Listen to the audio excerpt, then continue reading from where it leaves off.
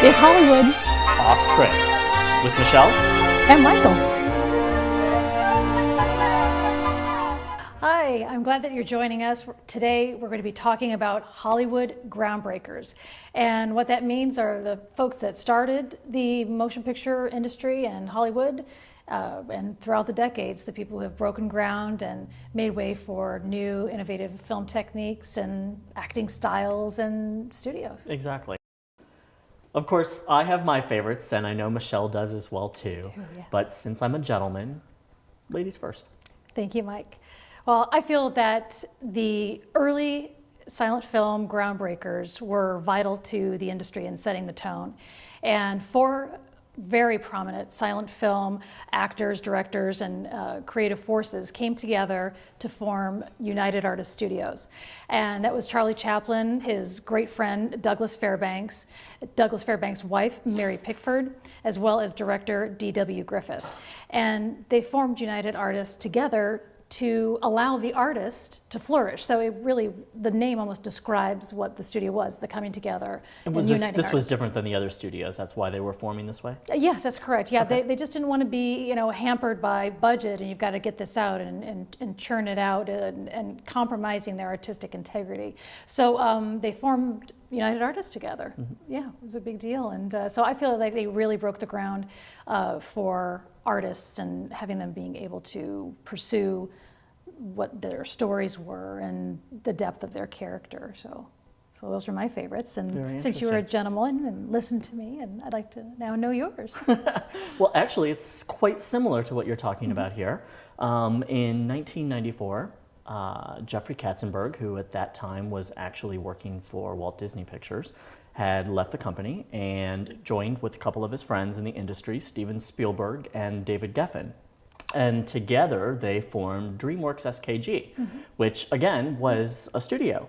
And the entire concept behind that was the idea of being artist friendly as possible. They even went so far as to actually coming up with a very detailed plan for a new physical production facility that would allow everybody to live and work in the same area and to really allow talent to flourish. So it's very similar to what you're talking about there too. And I think it was pretty groundbreaking, especially considering the fact that up until that time, there really had been no major new studios developed. Yeah, that was a very brave move on their part, I think. And it's always great when, they knew each other, they were friends, co-workers, coming together with a common goal. And forming that foundation for actors and directors and things to flourish. Right. It's kind of another example of how history seems to repeat itself within the film industry. Yeah. I wonder if one inspired the other, if they were thinking about United Artists. I wonder too. It probably was. I would imagine so. Yeah. And they turned out wonderful product. So. And are they still in existence? DreamWorks still exists today. It's actually changed hands a couple of different times in terms of moving around to where the studio actually existed. It's actually been a sort of a sub-label under other studios, and most recently, actually just a couple months ago, was announced that Spielberg was going to be taking the DreamWorks brand and folding it back into Universal, which was his original home. Isn't that wonderful? And they'll actually be releasing pictures there under the DreamWorks title. Yes, I know for Spielberg, Universal as a studio was extremely important in his career, and Hollywood lore, we've talked about that several times, about how Steven Spielberg got his start at Universal. And can you tell me the story that you know about? The big rumor of Steven Spielberg sneaking in on the lot and finding an empty office to call his own, and basically decided he was going to go ahead and set up shop until one day he was discovered and eventually was offered a job. Yeah, which I think is very bold. And I think that boldness and that gutsiness is what really makes a groundbreaker. Somebody that's going to say, I'm going to come in, I'm going to lay new ground, or I'm going to sneak into an office Right. and make it my own, even though I really don't work there, and to take a chance. And sometimes those chances just end up opening doors for not only for themselves, but for others. Exactly. And I think that's, Exactly. that takes a lot of bravery and creativity, and, that's what Hollywood is. I agree completely. How about back in history? Do you have any other groundbreakers that work for you? I do, and it's a gentleman named Jesse L. Lasky, and he's lost. That name is lost to history a lot for folks that don't I'm not follow. even familiar. So. Yeah, well, he was, he was an early filmmaker, and he was actually out on the East Coast, and a lot of early filmmakers were located on the East Coast, New Jersey and New York, and the climate there just was not conducive to filming like it is in Southern California. So he actually sent out Cecil B. DeMille, and that DeMille, I'm sure, is a very familiar name to a lot of folks, but quite a character, and said, try to find this location where we can film a motion picture. And DeMille did find that, and they ended up forming, through a few incarnations and things, Paramount Studios. But when DeMille came down, he looked for a small, we'll call it a venue or a small location where they could film. He just found this little barn that was on the corner of, Vine and Hollywood, or just some small corner location. And they ended up filming the first feature-length motion picture in Hollywood, and it was called The Squaw Man. I believe it was released right around 1916. So that's another groundbreaker. That's And is there a specific reason why they chose Southern California or Hollywood? Oh, absolutely, yeah. And it's just because Southern California is beautiful, and the climate is so predictable. And you also had a lot of locations where you could be up in the mountains. You could have a desert scene. You could be down by the ocean. There was just the ability to have a flexible location.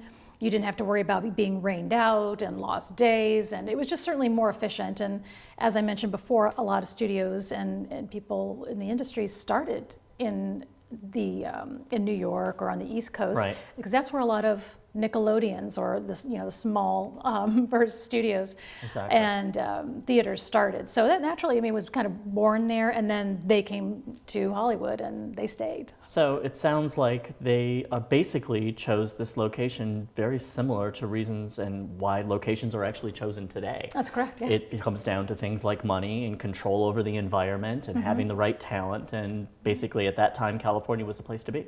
It was. Yeah. Very interesting. And here we are today in California, filming away.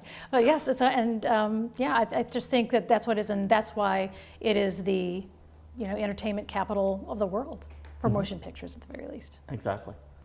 So obviously location is important, especially for directors, because then they can control their environment. Yes. And it became even more so as time went on because of the advent of sound, as obviously was probably the huge one right there. And a lot of other technology actually has kind of changed and woven in and out of film history, including, of course, color becoming a very big deal as well, too. Yes. And the latest one, which actually kind of leads me into my next big groundbreaker, is digital. Oh, yeah. We're basically in a digital age of cinema right now. And for me, one of the people that I think is quite important to all of that is George Lucas. Oh, I agree. Yeah. In the 70s, he was very big in trying to find new ways to edit that used digital or computers, essentially, at that point in time. And he developed Industrial Light and Magic, which was his specialty house that worked basically on computer-based editing, as well as what we know today with the digital effects that we see in movies. And one of the things that I think is really interesting about Lucas, that sometimes people don't really know, is he actually had a small offshoot division that was responsible for developing some of the early techniques for computer-based animation. And that company was eventually spun off and sold to Steve Jobs of Apple fame and became what we now know as Pixar Animation. Oh, that's fascinating. I didn't know that, Mike. They released one of the first full-length animated feature films in Toy Story. Oh, that's wonderful. Now, what was one of George Lucas's first things that he did with Industrial Light and Magic? I don't know the exact first one. I know one of the more important ones, obviously, was Star Wars. That was one of the things he was finding, that there was some difficulty in producing some of the scenes that he wanted to produce, and that the only way he could really figure out how to do it was using some computer animation, and basically hired the people to do it. Gosh, so he's a true groundbreaker, and was he sort of making it as he went along and just, and, I think so. A lot of it a lot was a team? experimental. I mean, computers were in the early stage back then, and it wasn't until they were actually able to get a lot of this technology down into a personal computer that they were able to find that this was a growing side of the industry. And of course, today, so many films have digital special effects involved in them. We have so many special effects houses that are all computer generated. Even to the actual exhibition of films now is completely different. We're not sending celluloid film, and we're not sending film to the theaters to be projected. It's digital. We're all in the actually cloud. transmitting ones and zeros. That's all it is. That's true. Well, special effects did not just begin with George Lucas. He certainly, was definitely a groundbreaker, True, innovator. true.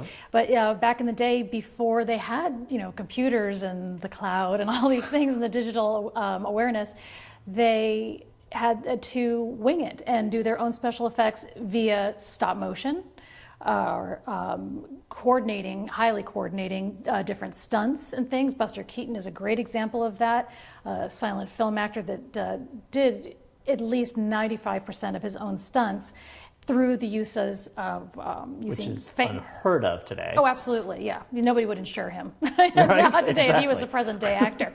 But doing effects where he would have these giant, fans blowing on him, and he would lean into them, and to create this effect. Or there's also in of course, I'm going to default back to Chaplin, but the Gold Rush, there's a great scene where there's a cabin is teetering back and forth on the tip of a cliff, and there's snow coming in. One door's opening on one end, one door's opening on the other, and they're sliding. But it was all pivoting on a set, and then the wind would blow in, and there was a slick surface on the ground as well as on their shoes to allow them to look like they were, scrambling to get their footing. So, nowadays I imagine that you could be, green screened or, digitally effect, but back in the day they made do, and they broke ground there as well, Exactly. as best that they could. And I'm sure it was all experimental back in that time as well, too. They probably had many failures, just like they did with trying to come up with different Yes. computer animation techniques. Can you think of any colossal failures, or not even colossal, but anything that maybe just when you've watched something that has special effects in it and you think, I could have done that better on my computer? I don't know that I would necessarily call them failures. I mean, I think my personal opinion might actually be that we've maybe gone a little too far with digital effects to the point where they are now dominating films and actually overpowering the performances that actors are allowed to give, because some of the things that you actually can produce digitally now obviously are things that a real world actor can't produce. And I don't know if the technology's quite there some of the times to actually make it as realistic as having an actual human being. Do you feel that that's budgetary? I think it's limitation in technology. Maybe it's budgetary, but Yeah. I mean, I think for the most part it's limitation in technology, and really, is that what the audience wants to see?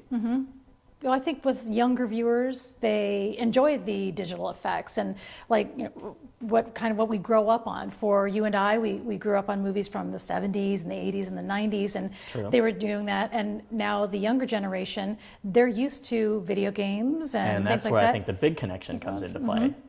And that digital effect. So it's sort of what they expect. And it was completely understandable, and it's always still very entertaining, I would say. Exactly. But yeah, I mean, for me, those are the big groundbreakers, at least of the past couple of decades.